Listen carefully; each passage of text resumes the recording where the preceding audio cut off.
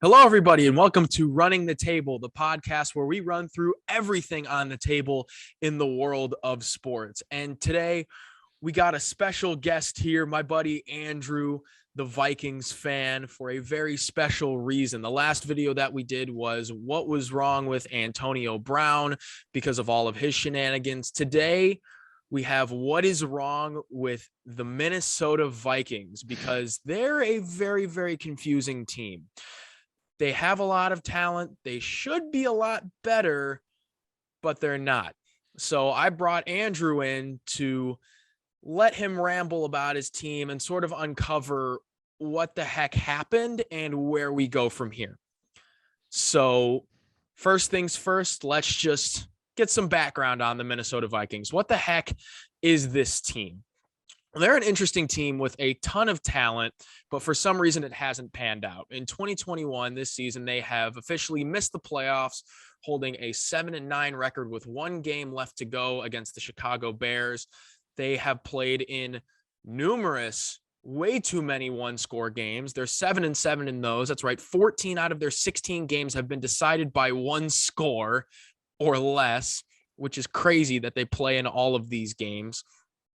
You're led by a defensive mind head coach, Mike Zimmer, which, Andrew, I know you have your qualms about. And you're led by quarterback Kirk Cousins, who is a very, very polarizing player in his own right. But first, let's just get your opinion. What has gone on this season with your Vikings? All right, where do I even start? So first of all, 14 out of 16 games, one score game. Thank God I have a good heart. Otherwise, who knows if I could even be here for this. Really feel for all the Vikings fans that have heart disease. This is a hard year, very hard year. So yeah, let's get started. As crazy as it would have been saying this 3 years ago, it's Mike Zimmer. He's the problem. He needs to go. I'm ready to see him gone next Really? Monday. You want Mike Zimmer fired into Lake Superior? Why is that? What has Mike Zimmer done to get himself in this position? Because, I mean, all things considered, he has a winning record. He's taken you guys to the playoffs multiple times, but you're ready to fire him. That is correct. He peaked at the Minnesota Miracle. That was peak Mike Zimmer right there. Everything was going right. Everything's been downhill since. For being such a defensive-minded coach, you would think the Vikings have an elite defense, but that's just simply not true.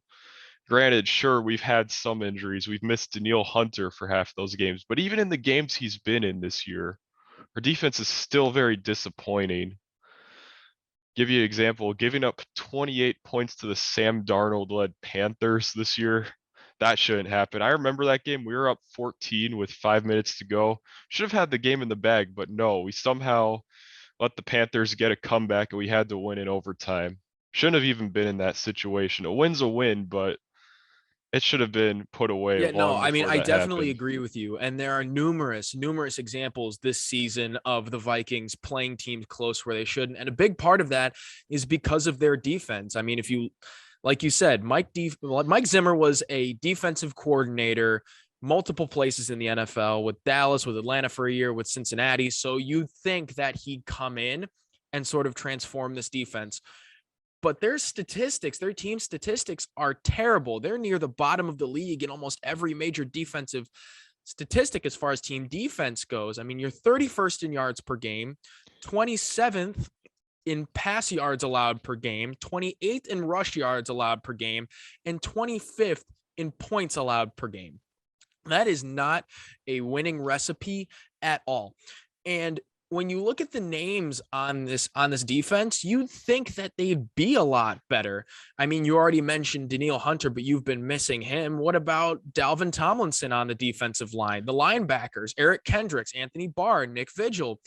I mean, you got the secondary. You signed Patrick Peterson to a one-year deal, and then you have Harrison Smith, the Pro Bowler, and Xavier Woods. They're ball hawking in the secondary at the safety position. So you look at all of these names and you're going, what the hell? Why aren't you good? Why aren't you better? But they're just not. And I think a big part of that has to do with the play calling. And yeah, I mean, I have to bring this up. Our loss to the Lions, Oh totally boy. inexcusable. So let's talk about that last play. Everyone saw it. Everyone had to see it. It was posted everywhere. Last second game winning pass. So the Lions are on the Vikings 10-yard line. And Mike I'm trying my Zimmer, best to keep a straight face oh because yeah, I know you are. I bet you're loving this. because I mean the Vikings divisional rival. I mean it's great for me making a video. What's wrong with them? Because my team is flying high, but I know this was very very painful. And I think I may have texted you a bit too soon after that loss, but come on, it was But yeah, so this is satisfying to see Dan Campbell and Jared Goff jumping around, getting their first win. It just oh, had to oh come at the yeah, for expense of sure. the Vikings. Look, I'm not mad at the Lions. Good for them, but why'd it have to be us? And it's all because of Zimmer. They're on the Vikings 10-yard line. The 10-yard line. And what kind of defense does Mike Zimmer lay out? A prevent defense.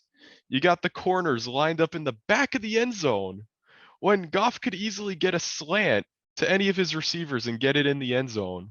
The only time you do that is if he's at like the 40 or the 50. You don't do it when it's first and goal. And that is why we lost that game. It was almost a free touchdown. You saw Dantzler, I believe he was the corner that was on. Was it Reynolds who made the catch? No, that was Amon-Ra St. Oh, it Brown. was Amon-Ra St. Brown. Okay, but so when he made that catch, you saw Dantzler was at the back corner of the end zone, and he was forced to do an impossible task and rush in and try to do something with the ball there, and just didn't happen. You don't run prevent defense when they're that close to the end zone. But that's like one of many examples of Mike Zimmer or a Zimmer for that matter making less than ideal calls for the defense. Because, I mean, Mike Zimmer is the head coach. You have Adam Zimmer as one of the two defensive coordinators, which is rather unorthodox as is to have co-defensive coordinators. But again, it's your team, man, not Yeah, mine. I I don't have don't an explanation understand for that that. move whatsoever. The only time it works is with the Patriots, with Belichick's son being the defensive coordinator, but we're not the But then Patriots. you're just getting into Belichick's the the GOAT issue of coach. nepotism, Yeah, and the that's Vikings running do have rampant a through nepotism problem. the coaching staff. I mean, you look at the offensive coordinator, Clint Kubiak, who's the son of Gary Kubiak, and on the defensive coordinator, Adam Zimmer is just hanging with his old pops Mike, just Yeah, having a beer, letting teams run up and down the field on him. and I really don't understand why we came to that. Like, if we went to the NFC Championship 4 years ago, it's hard to believe that was 4 years ago. That was a So long time ago. we are in prime position to win. So we signed Kirk Cousins. And what do? We just get lazy with our management. I don't understand what the strategy is of hiring coaches' sons to run the show. Look, Gary Kubiak, I'd say overall he did a pretty good job when he was our offensive coordinator in 2020. That was That was probably a the fine first move. year. Gary Kubiak has Yeah, head yeah, coaching he's a great experience. I coach. mean, He he's has a very Super Bowl tenured. ring.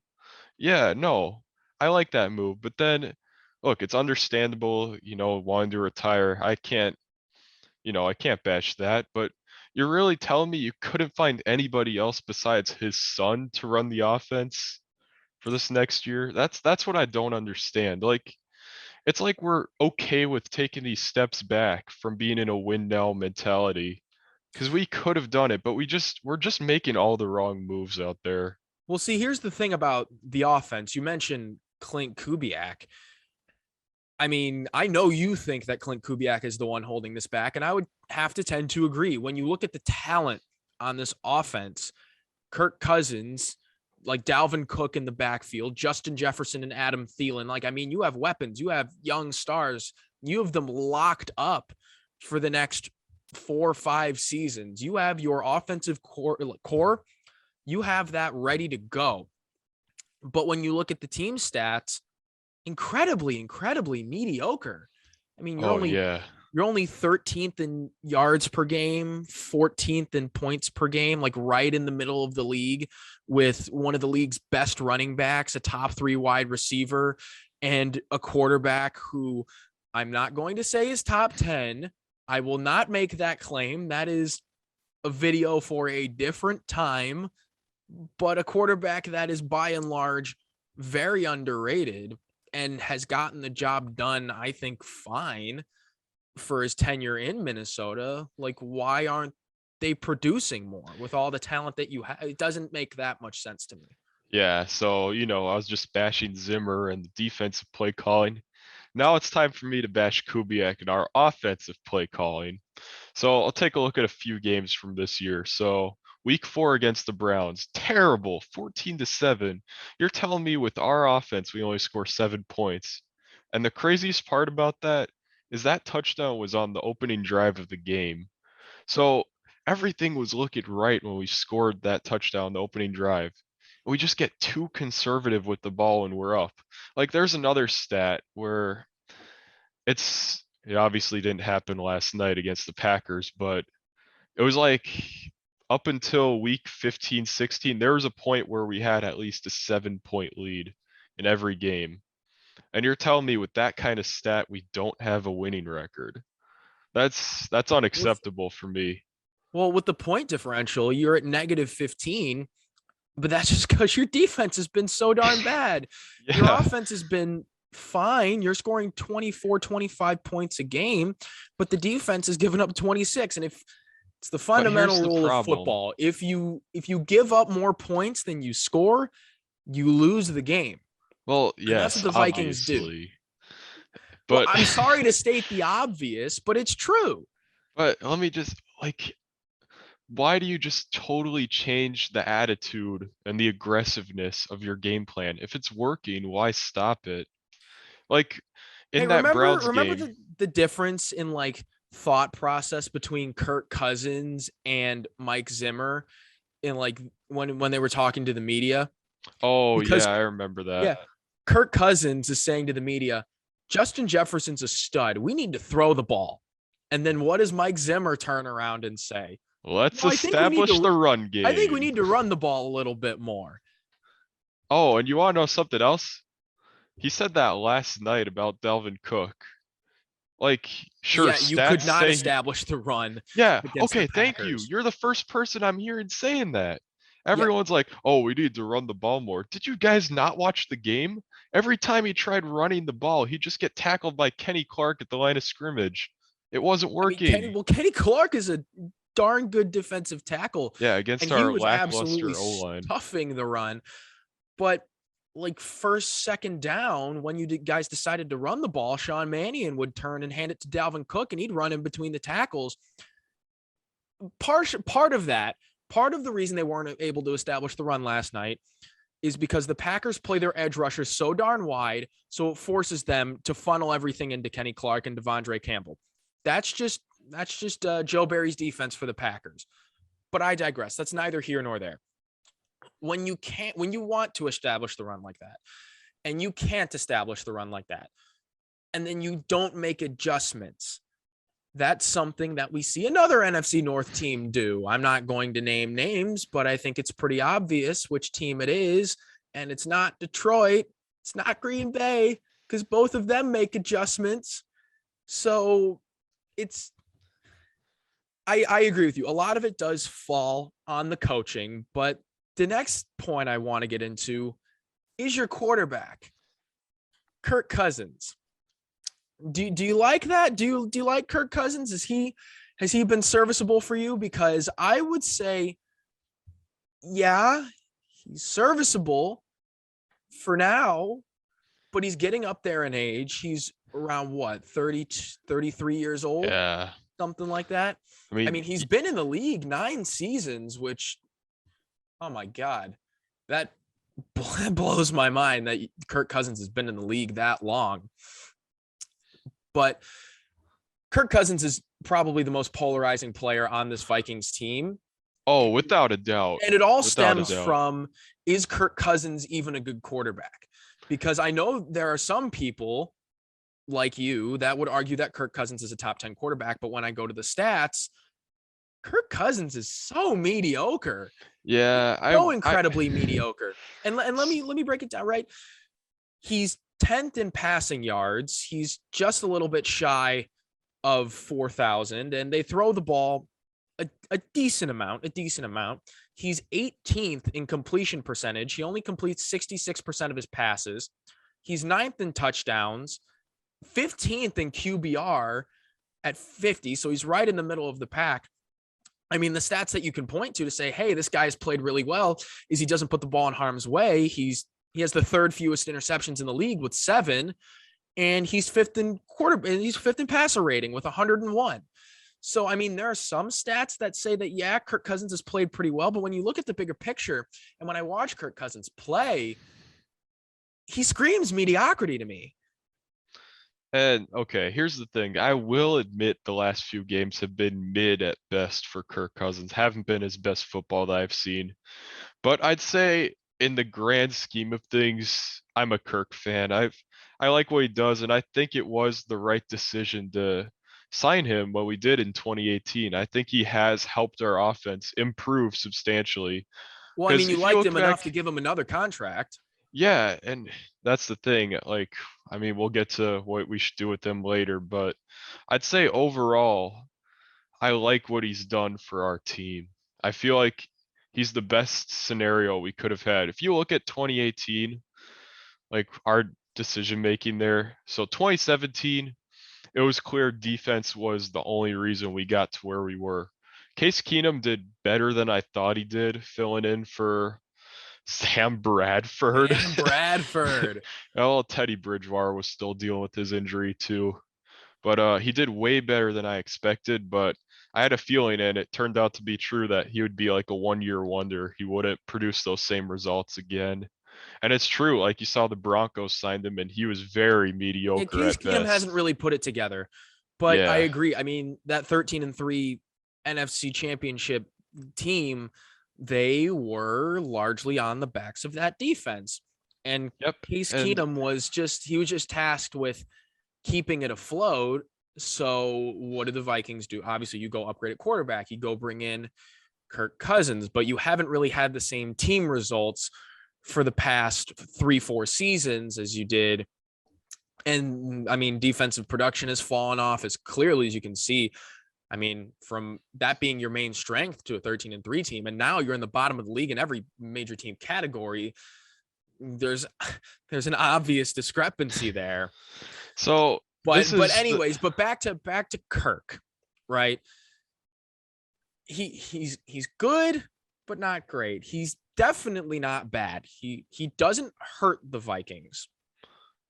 right. If you really want to make an argument to how he hurts the Vikings, the only thing I'll ever accept is if you say he hurts the cap space, which isn't a lie. Like But I don't he's going think to take a massive cap hit next But year, I and don't think that's that even that's the case. I won't say that Kirk Cousins hurts the Vikings because he doesn't. And that cap space, that's just the norm for what quarterbacks make right now. He's making $33 million a year.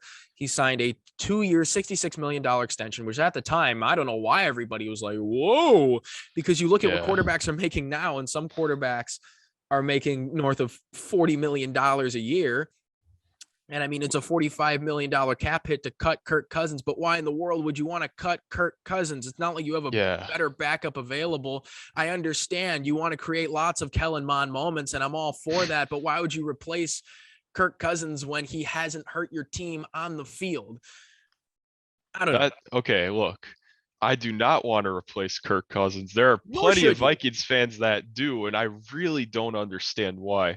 Like, that's the thing. I'll blow off all my steam on Kirk haters if they are Vikings fans. If they're not Vikings fans, I really don't care. That's your problem. But here's the thing. Like, when I see a Vikings fan that doesn't like Kirk Cousins, I'm like, the main question I ask them is, did you watch the games at all? Because he's not bad. He's really not bad. And I could guarantee you he's better than Case Keenum, Teddy Bridgewater, whoever else we would have gone for in that offseason when we decided to go for quarterback. Well, we're both in agreement that Kirk Cousins is probably the best available option that you can have right now. And if you want to find a better alternative, guess what? You're out of luck. You can't. You're stuck with him. And Vikings fans that are upset with that, I don't think they should be. But now the question needs to be asked. After 2 consecutive seasons, missing the playoffs, where do you go from here? Right? We've delved into what's wrong with the Minnesota Vikings. So now how do you fix it? What are the steps that you have to take?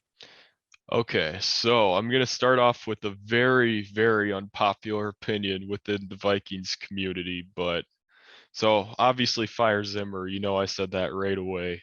Right. But No, you don't did. You wasted no time in saying fire Zimmer. For as much as I've talked to you, you want Zimmer fired into the sun yesterday. We understand all that. but here's the thing. Do not fire Rick Spielman, our GM. Like this is I don't know why this is a super unpopular opinion, but I think he's a good GM, and you really can't blame our lack of success on him. He's produced numerous late round picks for us that you would never have even heard of if it wasn't for him. I'll give you an example. Kene Nwangwu, our fourth round pick. He's turned to a quality kick returner for us. Even got a few touchdowns. Yeah, You and I got mean, special teams has not killed you. Greg Joseph has been solid. Kenan Nwangwu, he's making him like an all-pro case for being a kick returner. So yeah, I completely agree with you. And this roster and on paper that Rick Spielman has built is not a bad roster. It's a pretty talented roster on both sides of the ball.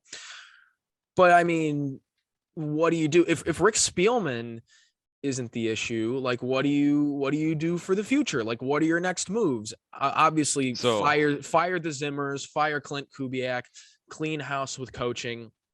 But in yeah, terms of like player personnel, what do you do with Kirk when his contract runs out? Or what about when Justin Jefferson, who we haven't even talked about? Justin Jefferson is probably the best thing that the Vikings have going, and now they will have going for the next 4 or 5 years. I think you need to do whatever it takes when his rookie contract is up to lock him up long term and making a Viking for life. oh yeah, for sure. Like just it'll be like that meme, like write down as much money as you want on this check. Yeah, here's I a want to blank see him be a check. Viking for Stay. life. Like, yeah, you see the record Chris Carter has, I want him to break it. I think he can. He's the guy. He already He broke is the the record guy. for most most receiving yards in the first 2 seasons. He broke Odell's record a couple Yeah. weeks ago. There, Justin Jefferson, I will make that claim as a top 3 receiver in the league right now, other than Devontae Adams and Cooper Kupp. Yeah, and Like, that's the and right that's your answer. equivalent. Now you know how I feel with Devontae Adams as a Packer fan. Oh I yeah, want to like do you whatever it gotta takes to have lock him. up Devontae Adams, and you should feel the same way about Justin Jefferson because he's such an immense talent. So we know that the Vikings need to lock him up long term. Yes. What are you Okay, doing with now Kirk? What are you here's the doing with next Kirk thing. after the 2022 season when his contract runs up? Well, let's not talk about 2022 yet. I think we should seriously consider this offseason giving him another extension so we could try to spread out his Really? Oh, extend contract a him little bit now. more. Yeah, I really think that would be the best move, and that'll give us opportunities to go for other free agents that we got out there. I mean, look, for the Kirk haters out there, what options do we have this off season? I mean, sure, we could probably get a pretty nice trade for him, but the free agent class this year for quarterbacks is awful. And the Like, draft class isn't any better. And yeah, it's besides, you so just picked Kellen underwhelming. Mond in last year's draft. So So yeah, that doesn't make any sense to me at all either. I mean, okay, we got to talk about Kellen Mond too. I really don't know if our plan is to mentor him and start him in 2023. I really don't know. Just because we don't get any action from him ever. well, that's the thing. I don't know why Mike Zimmer doesn't like Kellen Mond in the And Packer game. He played Kellen Mond for one drive. He only had what, 4 plays? It was a 3 and out, and then all right, Kellen, you're done. Sean Mannion come back in, and then in the press conference today, are you gonna see Kellen Mond in the Bear game? No, not particularly. Why? Because I see him every day. What kind of yeah, reason is like that? I Like, really don't understand that one bit. and this is a Like Packers fan we've saying, I want to see Kellen Mond. I would have. we need Kellen Mond moments. We We need more need Kellen. them. We need more Kellen Like Mond. we've got nothing to lose. We're eliminated. What pain does it bring to start him week 18 against the Bears? You had no shame in starting Sean Mannion 2 years ago, week 17 against the Bears, and embarrassing the home crowd. But the home crowd But that's wants neither Kellen here nor Mond. there. That Yeah, is yeah, yeah, neither. yeah. That is so far beyond the point. I think the main message of what's wrong with the Minnesota Vikings is coaching staff. Clear it out Yeah. We're yesterday. just And I think if Rick Spielman doesn't relieve Mike Zimmer and Clint Kubiak of his duties, there will not be a lot of hope in Viking land for 2022. But I No, think that's going to be yeah. I think that's going to be all we have for today. I mean, Andrew, thank you so much for coming on Yeah, and thanks for having me. just rambling about your team. I know you've had a lot of pent up frustration throughout the season, so I think it's nice to get some of it out here. We have previous What's Wrong videos. We have What's Wrong with Chicago Bears, What's Wrong with Antonio Brown. We have that playlist for you, and we'll have other college football content coming up, NFL predictions coming up in the future, and we can't wait to bring it to you. So until next time, we out.